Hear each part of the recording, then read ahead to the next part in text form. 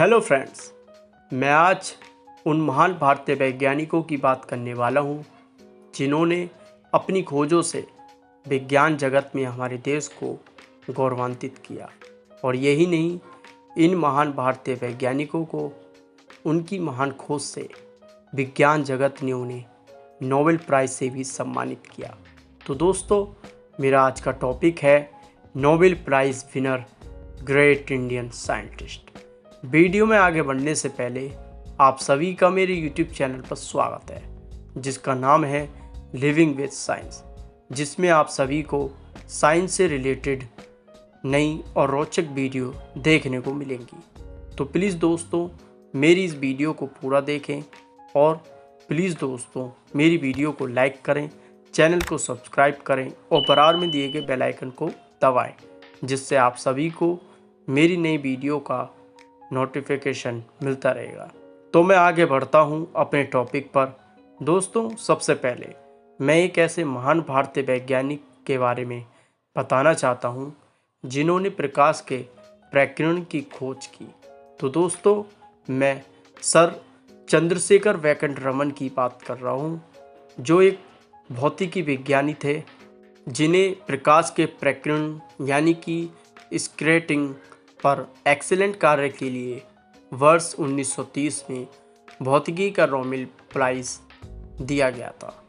उनका आविष्कार उनके ही नाम पर रमन प्रभाव यानी कि रमन इफेक्ट के नाम से जाना जाता है। दोस्तों, सर सीवी रमन को 1954 में भारत सरकार द्वारा भारत रत्न से भी सम्मानित किया गया। इन्हें 1957 में लेनिन शांति पुरस्कार से भी सम्मानित किया गया। तो दोस्तों, 28 फरवरी 1928 को सर सीवी रमन ने रमन इफेक्ट की खोज की थी, जिसकी याद में भारत में इस दिन को प्रत्येक वर्ष राष्ट्रीय विज्ञान दिवस के रूप में मनाया जाता है। तो दोस्तों, मैं आप सभी को अब रमन इफेक्ट के बारे में बताना चाहता हूँ, यानी कि प्रकाश का प्रकीर्णन किसे कहते हैं। तो दोस्तों, रमन इफेक्ट एक ऐसी घटना है जहाँ लाइट जब एक ट्रांसपेरेंट मटेरियल से गुजरता है तो बिखर जाता है और इसकी वेवलेंथ बदल जाती है, क्योंकि यह पदार्थ के मॉलिक्यूल्स यानी कि अणुओं के साथ मिलकर क्रिया करता है। मैं आपको दोस्तों साधारण बातों में समझाना चाहता हूँ। जब सूर्य का श्वेत प्रकाश किसी ऐसे मैटर से होकर गुजरता है जो या तो लिक्विड फॉर्म में हो या गैस फॉर्म में, तब प्रकाश के फोटोन कण उस मैटर के कणों से टकराकर अलग अलग दिशाओं में विचलित हो जाते हैं, यानी कि बिखर जाते हैं। इसे ही प्रकाश का प्रकीर्णन यानी कि स्कैटरिंग कहते हैं। तो दोस्तों, इस कंडीशन में होता क्या है, इसमें प्रकाश ऊर्जा का कुछ हिस्सा उस मैटर से टकराने पर खो जाता है, जैसे कि परावर्तित हो जाता है यानी कि रिफ्लेक्ट हो जाता है, और बाकी का हिस्सा वह मैटर पा लेता है यानी कि एब्जॉर्ब कर लेता है। तो इन दोनों कंडीशंस में प्रकाश का रंग चेंज हो जाता है। तो दोस्तों, आकाश और समुद्र का नीला दिखाई देना प्रकाश के प्रकीर्णन की वजह से ही होता है। और दोस्तों, अब मैं आपको रमन इफेक्ट के महत्व को बताता हूँ। रमन स्पेक्ट्रोस्कोपी से 2000 रासायनिक यौगिकों की आंतरिक संरचना यानी कि internal structure of chemical compounds का बंटवारा किया जा सका। साथ ही रमन इफेक्ट के कारण ही परमाणु क्रिस्टल की आंतरिक संरचना यानी कि इंटरनल स्ट्रक्चर का दृश्य मालूम चल सका।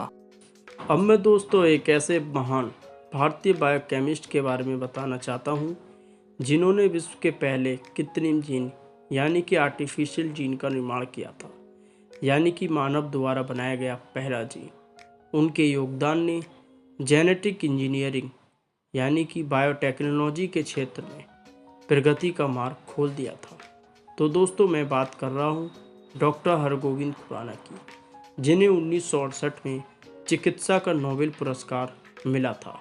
डीएनए के रहस्यों को सामने लाने वाले डॉक्टर हरगोविंद खुराना को आर्टिफिशियल जीन के निर्माण का श्रेय भी दिया जाता है। तो दोस्तों, अब मैं आपको डॉक्टर खुराना की खोज को एक्सप्लेन करना चाहता हूँ। दोस्तों, डॉक्टर खुराना ने अपने दो साथियों के साथ मिलकर डीएनए मॉलिक्यूल के स्ट्रक्चर को स्पष्ट किया था और यह भी बताया था कि डीएनए प्रोटीन का संश्लेषण कैसे करता है, मतलब कि डीएनए प्रोटीन कैसे बनाता है। उससे आगे बढ़ने से पहले दोस्तों, मैं आपको एक ज़रूरी बात बताना चाहता हूँ। दोस्तों, पृथ्वी पर जितने भी जीव जंतु हैं, चाहे वो सूक्ष्म जीव हों, चाहे वो पेड़ पौधे हों, चाहे वो पशु पक्षी हों, और यहाँ तक कि हम मानव भी, हम सभी का शरीर एक या अनेक कोशिकाओं से बना होता है। तो इन कोशिकाओं के विकास और जैविक क्रियाओं के लिए प्रोटीन बहुत महत्वपूर्ण है, जिसे कोशिकाओं का जेनेटिक मटेरियल यानी कि डीएनए सेल के अंदर ही सिंथेसाइज करता है, यानी कि बनाता है। तो ये कार्य जीन द्वारा होता है, जिसमें कोड होते हैं, जिसे जेनेटिक कोड कहते हैं। उन्होंने ऐसे ही जीन का प्रयोगशाला में अपनी टीम के साथ निर्माण किया था। तो मैं अपने टॉपिक पर वापस आता हूँ।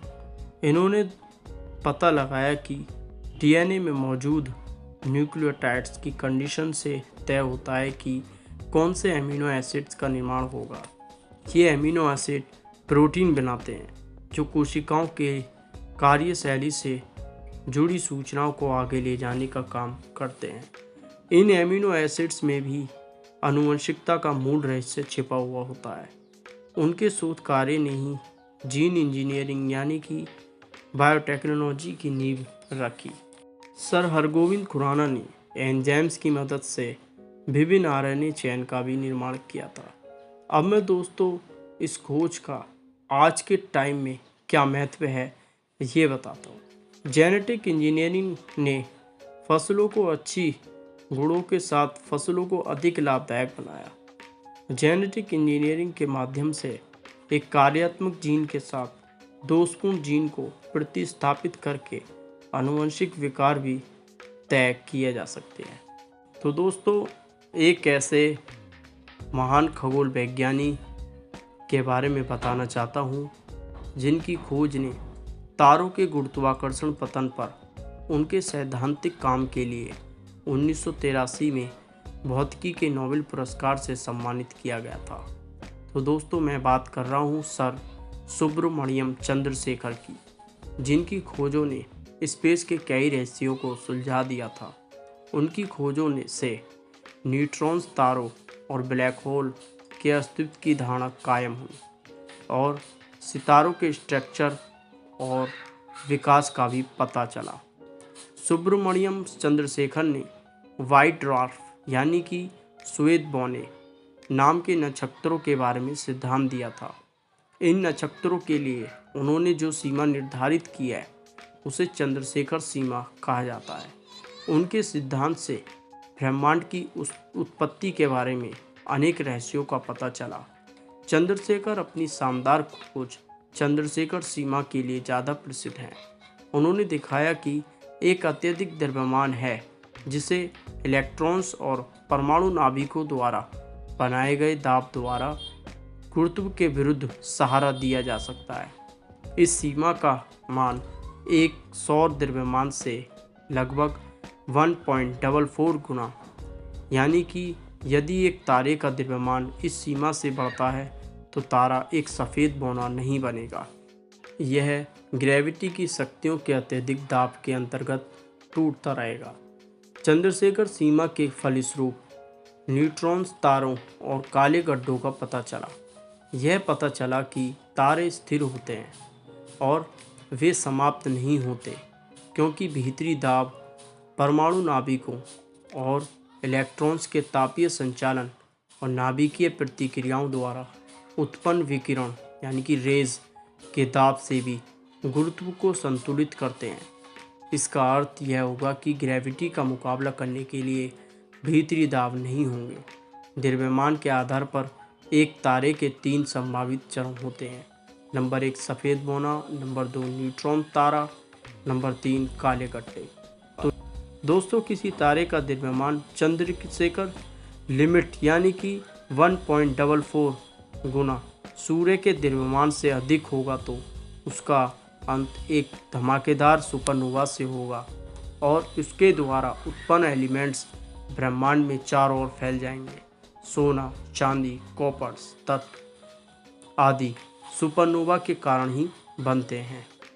और यदि उस तारे का द्रव्यमान चंद्रशेखर सीमा से कम होगा तो वो तारा शांत होकर वाइट ड्वार्फ के रूप में बदल जाएगा और उसके द्वारा उत्पन्न सभी तत्व उसके अंदर ही रह जाएंगे और वह न्यूट्रॉन्स तारों में तब्दील हो जाता है। दोस्तों, अब मैं आगे बढ़ने से पहले एक बात बताना चाहता हूँ। भारत में अब तक कई लोगों को अलग अलग क्षेत्रों में नोबेल पुरस्कार से सम्मानित किया जा चुका है। भारत को केमिस्ट्री के क्षेत्र में पहला नोबेल पुरस्कार साल 2009 में मिला, जब royal Swedish academy of sciences ने राइबोसोम की संरचना और कार्य के अध्ययन के लिए सर वेंकटरमन रामकृष्ण, थॉमस ए और ई योनाथ को संयुक्त रूप से केमिस्ट्री में नोबेल प्राइज मिला था। वेंकटरमन केमिस्ट्री में नोबेल पुरस्कार पाने वाले पहले भारतीय वैज्ञानिक बने। उन्होंने सबसे पहले एक राइबोसोम्स और प्रोटीन संरचना को हल किया, फिर राइबोसोम में पहले प्रोटीन आरएनए कॉम्प्लेक्स की संरचना को हल किया। आपको बता दें कि राइबोसोम आरएनए और प्रोटीन से बने छोटे कण होते हैं जो प्रोटीन सिंथेसाइज में विशेष महत्वपूर्ण भूमिका निभाते हैं और सेल्स के भीतर एंडोप्लाज्मिक रेटिकुलम से मुक्त या बंधे पाए जाते हैं। सर वेंकटरमन रामकृष्ण ने सिद्ध किया कि किस तरह से राइबोसोम अलग अलग रसायनों के साथ प्रतिक्रिया करते हैं। इसके लिए उन्होंने एक्सरे क्रिस्टलोग्राफी का सहारा लिया, जो राइबोसोम्स की हजारों गुना बड़ी छवि सामने लाता है। तो दोस्तों, अब मैं इस वीडियो को समाप्त करता हूँ। मेरी इस वीडियो को पूरा देखने के लिए धन्यवाद। प्लीज़ दोस्तों, इस वीडियो को लाइक करें और ज़्यादा से ज़्यादा अपने दोस्तों को शेयर करें। धन्यवाद।